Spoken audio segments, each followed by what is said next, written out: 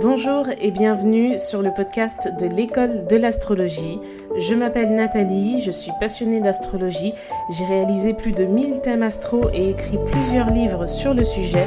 Donc si vous souhaitez en savoir davantage sur ce vaste domaine, vous êtes au bon endroit, que vous soyez débutant ou expérimenté. Au travers de ce podcast, vous aurez accès à mes analyses des nouvelles et pleines lunes, mais également à des sujets plus pointilleux sur la compréhension du thème astral, sur les signes ou encore sur les transits planétaires. L'école de l'astrologie, c'est aussi un compte Instagram que je vous invite à suivre. Si vous avez envie de poser des questions, de suggérer des sujets de podcast, chaque commentaire est le bienvenu. En attendant, je vous souhaite une belle écoute et je vous laisse découvrir le podcast de la semaine.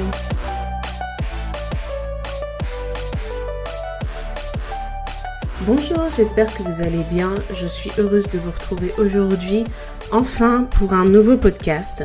Alors, en cette fin de podcast, je vous expliquerai un peu pourquoi j'étais absente ces derniers temps. Et très brièvement, parce qu'on en parlera plus amplement une autre fois. Et j'ai aussi une surprise à vous annoncer.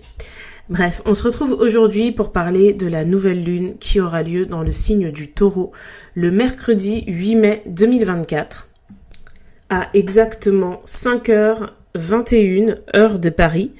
Donc je crois que heure GMT, il faut faire moins 2 heures. Si vous êtes aux Antilles, enfin en Guadeloupe-Martinique, c'est plus 6. La Réunion, c'est moins 3. Pareil, Montréal, New York, c'est plus 6 et Los Angeles, c'est plus 9 en termes d'heures. Mais en tout cas, normalement, du coup, pour tout le monde, c'est le 8 mai qu'elle se produit. Et elle se produit à 18°02 du signe du Taureau. Alors, je rappelle brièvement ce qu'est une nouvelle lune. Une nouvelle lune, c'est quand le soleil et la lune sont conjoints. D'un point de vue astronomique de la Terre, on ne voit pas la lune parce que le soleil est derrière et éclaire en fait la face cachée de la lune que l'on ne voit jamais. Donc là, le soleil et la lune sont conjoints dans le signe du Taureau. Donc effectivement, s'il y a des personnes qui se posent la question, une nouvelle lune en Taureau ne peut avoir lieu qu'entre le 20 avril et le 21 mai de n'importe quelle année. Il faut absolument que le soleil soit dans le signe qui correspond à la nouvelle lune forcément. Donc ici, c'est une nouvelle lune particulière parce qu'il y a d'autres astres qui se trouvent avec le signe du Taureau et notamment Uranus qui est à 22°48, enfin qui sera à 22°48 au moment de cette nouvelle lune, et Jupiter qui est à 25°48. Donc Jupiter et Uranus, ils sont toujours conjoints, même si la conjonction parfaite, elle a eu lieu en avril, mais ils sont toujours conjoints. Et on peut même le dire que Uranus est conjoint à la nouvelle lune, parce qu'entre 18° et 22°, il y a 4 degrés d'écart, donc c'est ce qu'on appelle l'orbe, et ça suffit pour parler de conjonction. Donc ça c'est pour les planètes semi-rapides pour Jupiter et lentes pour Uranus. Et de l'autre côté, on a Vénus qui est entrée en Taureau il y a quelques jours et elle se trouve à 10° du signe du Taureau. Certains astrologues diraient même que Vénus est conjointe à la nouvelle lune parce qu'entre 10 et 18, il y a 8 degrés d'écart et certains astrologues prennent 10 degrés d'orbe quand il s'agit du soleil. Comme une nouvelle lune, c'est avec le soleil, on peut le prendre en compte. Donc, vous voyez, il y a du monde dans ce signe du Taureau. Et là, j'ai la carte sous les yeux. Et c'est vraiment une belle carte, dans le sens où on a de beaux aspects qui sont reliés à cette nouvelle lune. Pourquoi ? Parce que on a Saturne en Poisson qui est à 17° du signe des Poissons, qui est en harmonie quasiment parfaite, parce que 17° Poisson, 18° Taureau, c'est presque parfait, il n'y a que 1 degré d'écart. Et ça fait un beau sextile. Saturne, c'est la planète de la construction. Dans le signe des Poissons, ça parle d'idéaux, ça parle de foi, de croyance, de religion parfois aussi. Ça parle des rêves, ça parle de l'intuition, de l'inconscient. Ça parle aussi de tout ce qui est de l'ordre du passé antérieur, du karma, etc. Donc on est vraiment dans quelque chose de très intuitif, de relié à l'intimité la plus profonde de notre âme, si je puis dire. Et Saturne, c'est la planète de la construction. Donc ça invite, depuis que Saturne est en Poisson, depuis le 6 mars 2023, ça invite à construire des choses qui sont parfaitement alignées avec notre état d'esprit, mais l'état d'esprit serait plutôt été Mercure. Là, on est sur vraiment quelque chose qui vibre avec notre âme, quoi. Donc c'est plus ressenti que logique.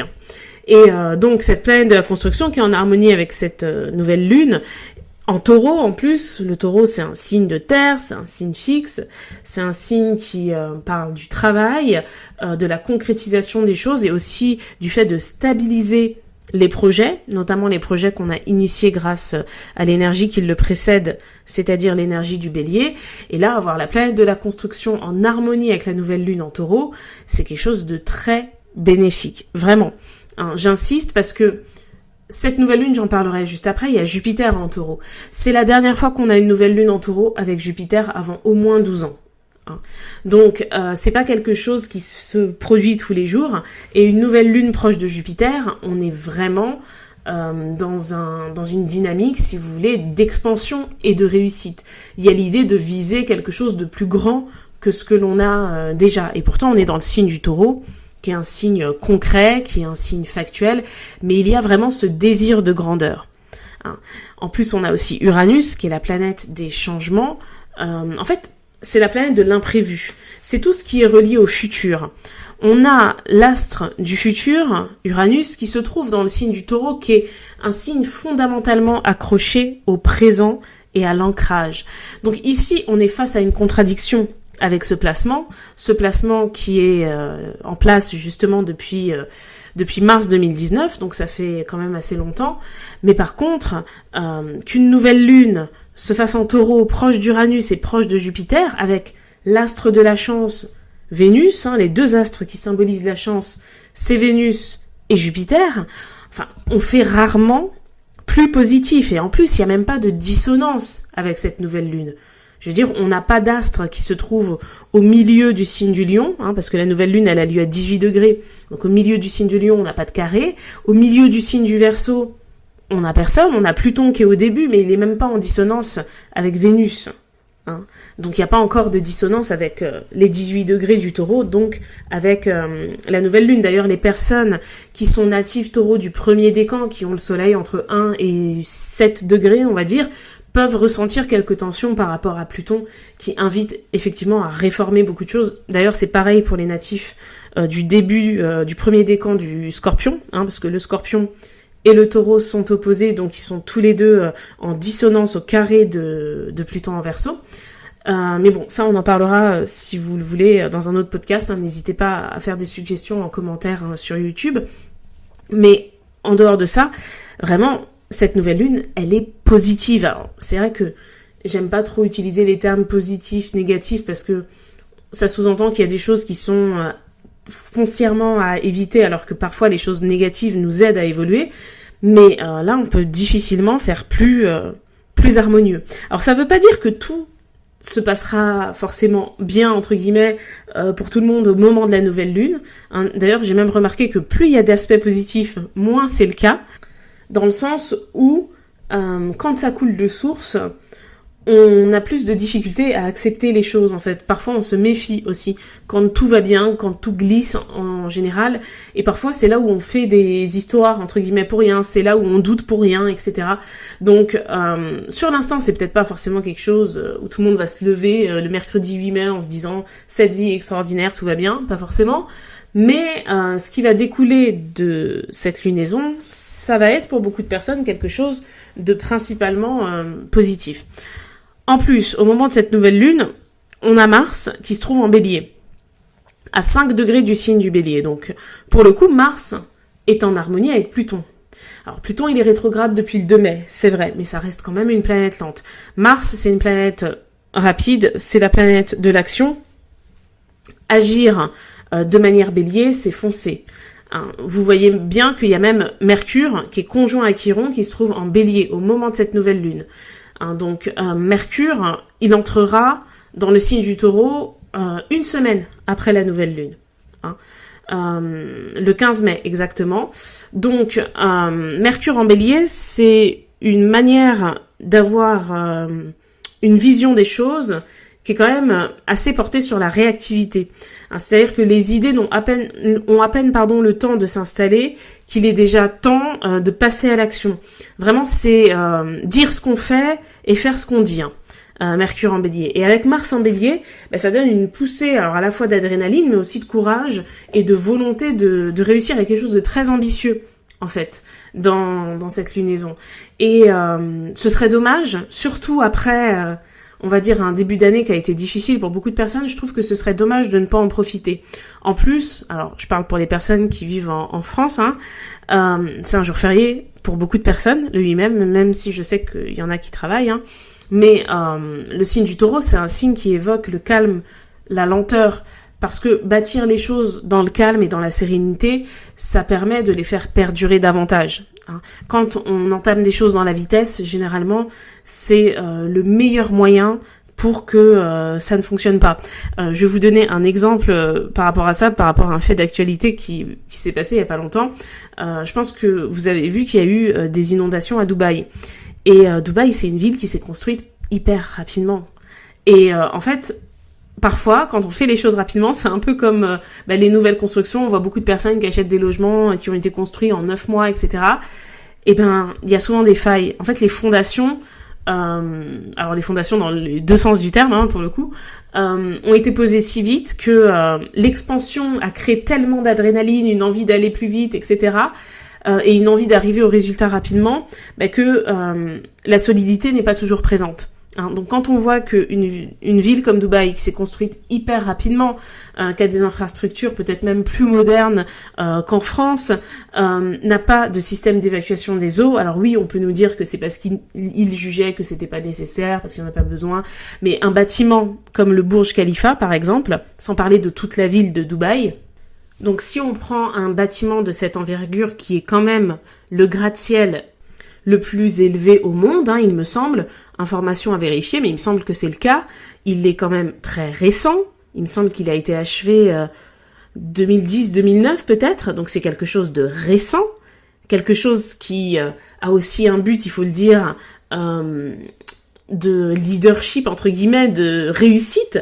On a réussi à faire le bâtiment le plus grand du monde, alors qu'avant c'était à New York, il me semble. Donc, il y a un côté qui est relié à l'ego quand même, aussi au fait d'être le numéro 1 sur ce domaine, d'avoir réussi cet exploit architectural. Enfin, c'est quelque chose de grandiose quand même, on peut le dire. Eh bien, ce bâtiment, il n'a pas d'évacuation des eaux usées. C'est des camions-citernes qui viennent chaque jour prendre les eaux usées pour les déverser. Alors là, quelque part, j'avais vu un reportage sur ça, c'est vraiment quelque part, ça peut être dans la mer, dans le désert, mais sinon je crois qu'à Dubaï, il y a une station d'épuration et que la seconde est en construction. Donc pour vous dire à quel point ils sont allés vite et ce qui a mené ce projet à bout, je pense que c'est l'envie d'épater, l'envie de réussir cette prouesse, l'envie d'avoir cette forme de pouvoir, parce que c'est, dans le monde dans lequel on vit, c'est une forme de pouvoir. Quand on n'arrête pas de nous répéter, Paris est la ville la plus visitée par les touristes, c'est une forme de pouvoir dans le monde du tourisme que la France peut mettre en avant. Vous voyez, donc tout ça c'est un peu des guerres d'ego, mais ce sont, pour le Burj Khalifa, c'est vraiment l'exemple même que quand on veut faire les choses rapidement, les réussir et atteindre des sommets, en plus là on a quelque chose de très jupitérien parce qu'on vise une forme d'excellence, quelque chose d'extraordinaire, eh bien si on n'est porté que par ça, ça ne perdurera pas dans le temps. Et je pense qu'un bâtiment de ce type, on en reparlera parce que malheureusement je ne leur souhaite pas, mais l'évolution du climat fait qu'ils sont amenés à avoir de plus en plus de pluie, ça peut porter préjudice réellement sur la ville qu'est Dubaï.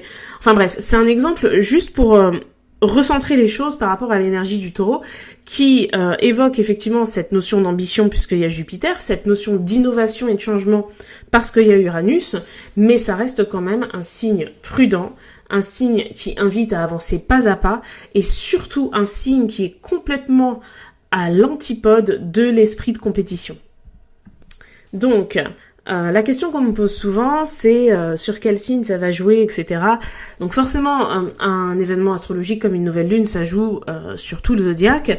Et il faut toujours raisonner par rapport aux astres qui sont impliqués.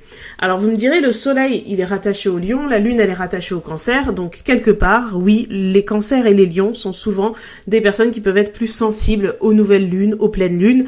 Parce que la pleine lune, c'est une opposition du soleil à la lune. Donc forcément que oui, ça joue pour ces personnes-là. Bien évidemment, ça va jouer ici pour les personnes du signe du Taureau, pour les Verseaux parce qu'on a Uranus, pour les Sagittaires parce qu'on a Jupiter, et aussi pour les Balances en astrologie traditionnelle vu qu'on utilise Vénus pour la Balance. Donc après, comment ça joue en réalité, ça va dépendre surtout de votre signe ascendant, hein, parce que ce qui est intéressant, c'est dans quelle maison va tomber cette lunaison. Pour les personnes que ça intéresse, j'ai une formation sur ce sujet que je vais remettre prochainement en ligne avec une offre à moins 50%.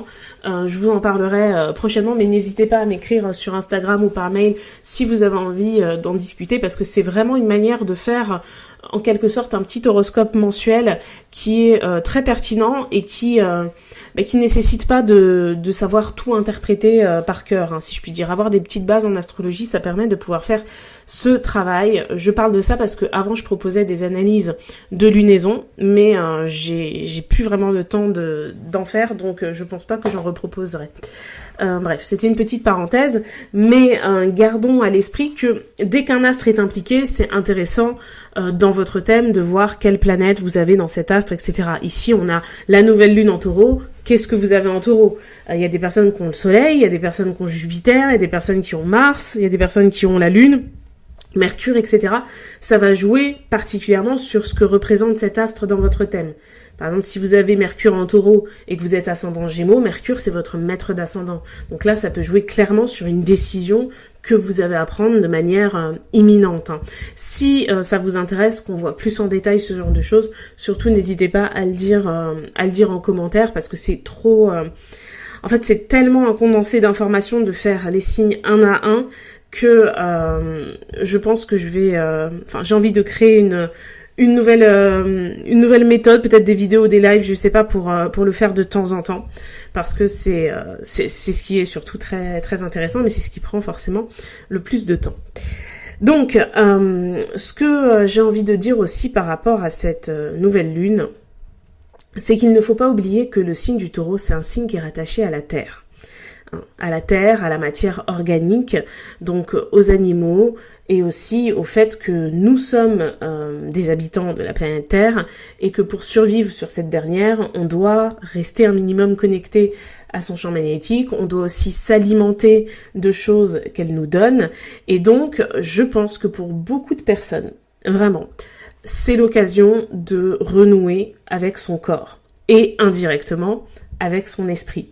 Mais c'est en travaillant par le corps, en prenant plus soin de soi, en donnant du bon carburant à notre corps. Donc bon, je suis pas nutritionniste, hein, mais je pense que d'une manière générale, on sait tous ce que l'on doit manger pour être en bonne santé.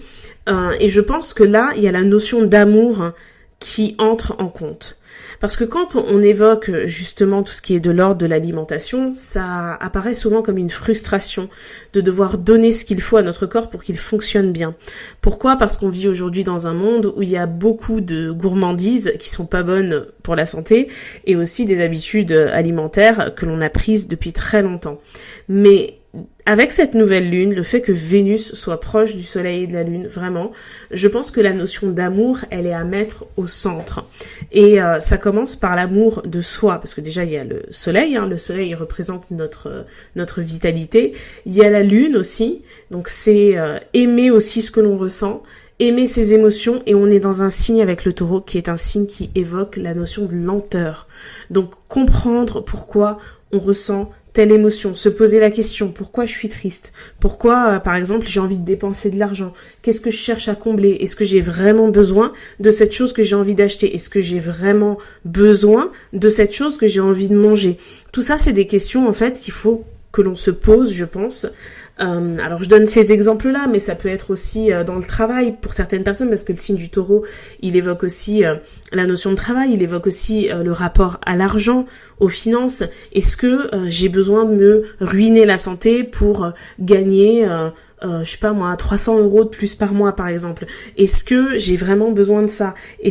Juste se poser la question. Ça veut pas dire que la réponse à cette question c'est toujours non, hein. Je donne juste des exemples, mais ça veut dire que juste le fait de se poser la question, ça permet de recentrer les choses, parce que à partir du moment où on le fait, on se met dans un état mental de réflexion, et donc on n'est plus dans l'empressement. C'est automatique, hein. Je parle en connaissance de cause parce que j'ai j'ai un trouble du comportement alimentaire. Et on m'a conseillé de faire ça, et je trouve que avec ce que résonne l'énergie taureau, c'est vraiment quelque chose qui peut avoir un impact sur tout ce qu'on peut avoir envie de mettre en place de nouveau dans notre vie aux alentours de cette date du 8 mai. Parce que quand on se pose la question, et parfois certaines personnes auront peut-être besoin de se la poser à voix haute par exemple, eh bien on entre dans le process de réflexion.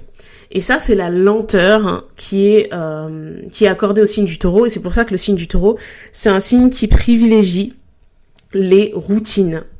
Et là, je parle aux personnes qui peuvent avoir un thème à dominance feu, à dominante air, peu importe, les sagittaires ascendant verseau, les gémeaux ascendant scorpion, enfin les personnes qui peuvent être très indépendantes, très détachées, etc. et qui ont l'impression d'être emprisonnées si elles sont dans une routine. Pour n'importe lequel de vos projets, même le plus fou, vous avez besoin d'instaurer une routine sur quelque chose.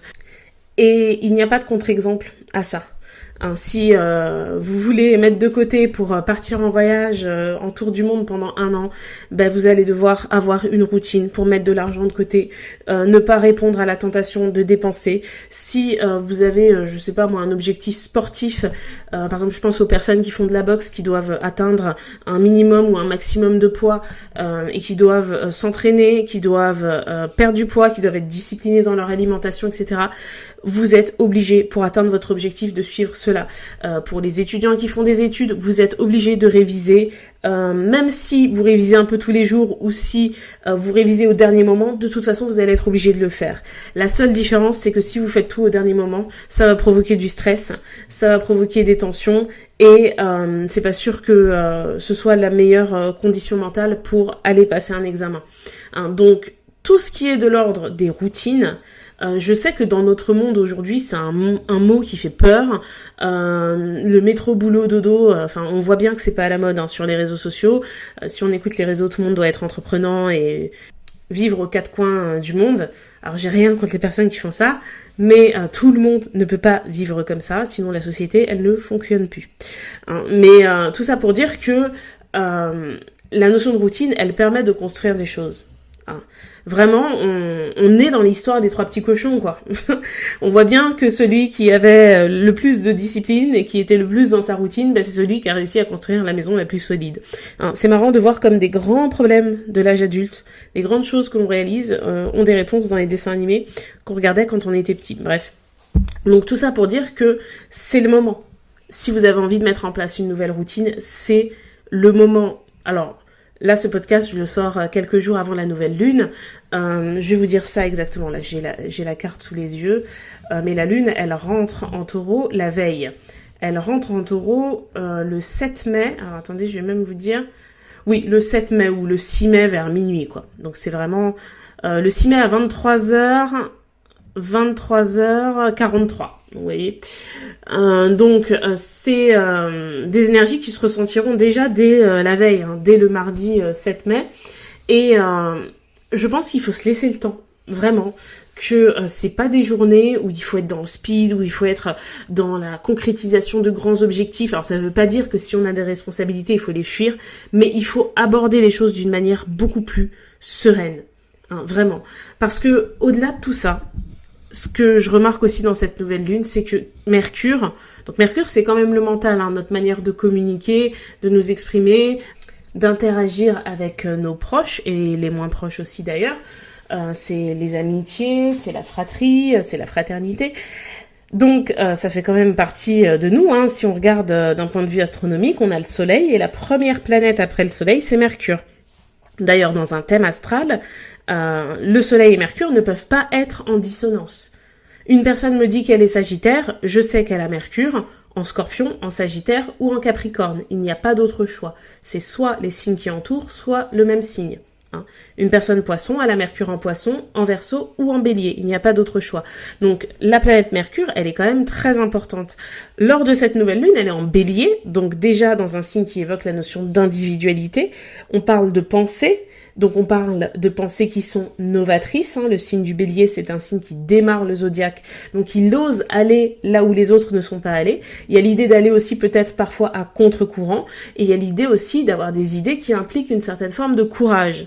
Et ce qui est très intéressant, c'est que Mercure est en conjonction avec l'astéroïde Chiron.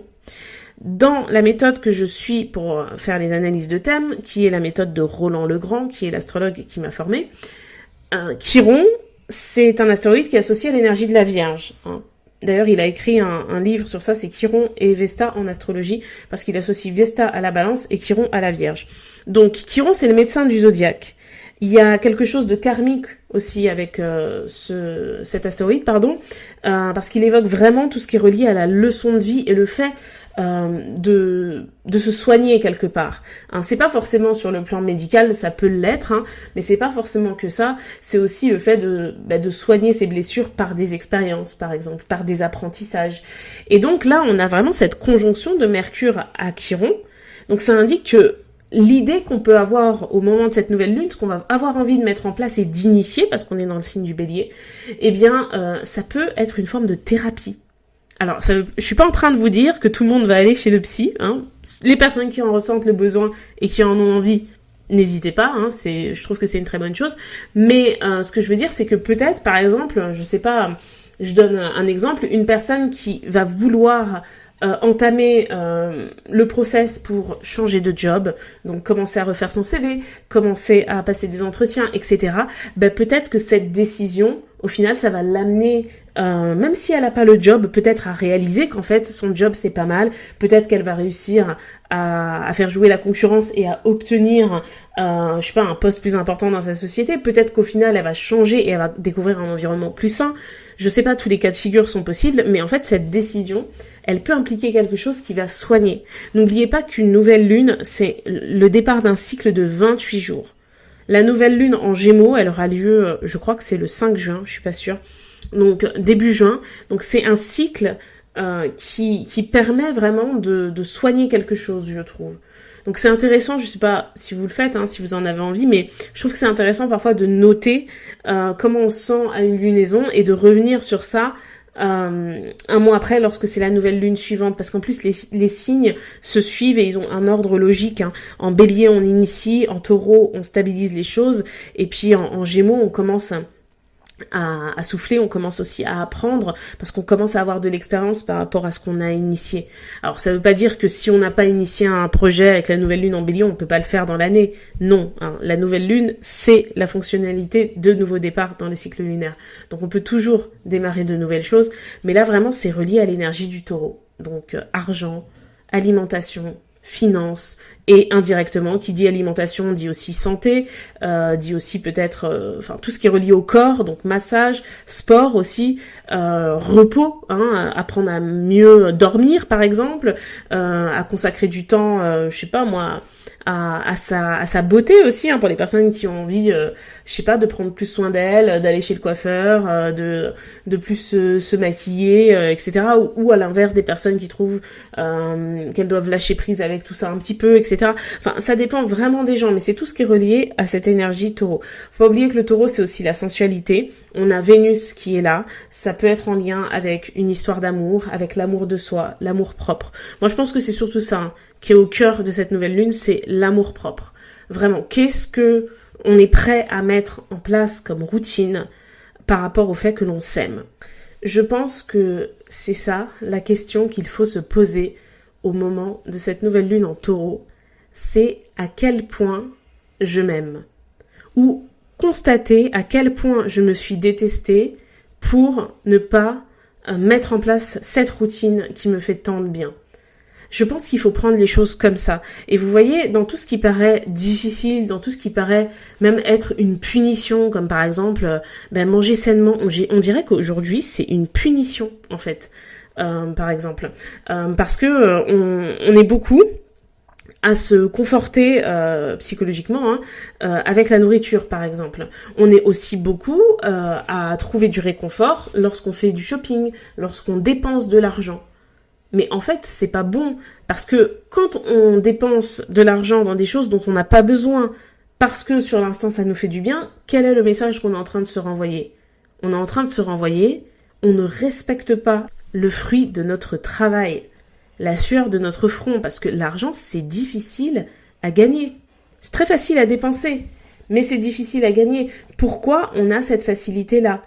Et en fait, quand on se pose et qu'on s'interroge à ce sujet-là, on voit que en fait, c'est pas le comportement que l'on souhaite avoir. Et je trouve vraiment que cette nouvelle lune, elle invite à tendre vers la personne que l'on aimerait être. Alors quand je dis ça, je suis pas en train de parler de fantasme ou de vouloir, prendre la personnalité d'une personne qu'on aime bien, etc. Parce que le signe du taureau, c'est un signe qui parle d'authenticité.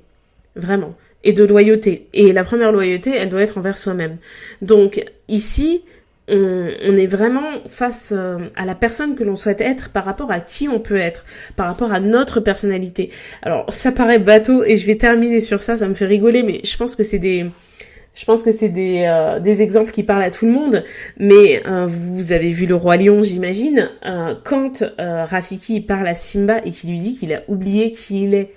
Quand il préfère rester dans la jungle à bouffer des cafards avec Timon et Pumba, alors qu'ils sont certes très sympas, mais en fait, il a des responsabilités et c'est pas sa vie. Il s'est complètement oublié.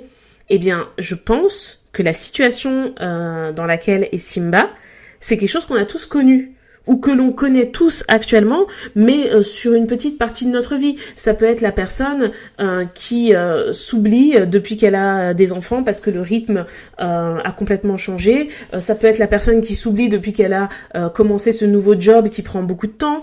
Ça peut être la personne qui s'oublie depuis qu'elle a déménagé à 500 km de sa famille et qui oublie certaines choses qu'elle faisait avant et qui lui faisaient plaisir, qui appelle de moins en moins les gens alors que ça lui fait plaisir. Je parle pas des relations toxiques, on puisse parler. Je parle du fait de plus s'accorder le temps, même si c'est que 5 minutes, de faire des choses que l'on aime.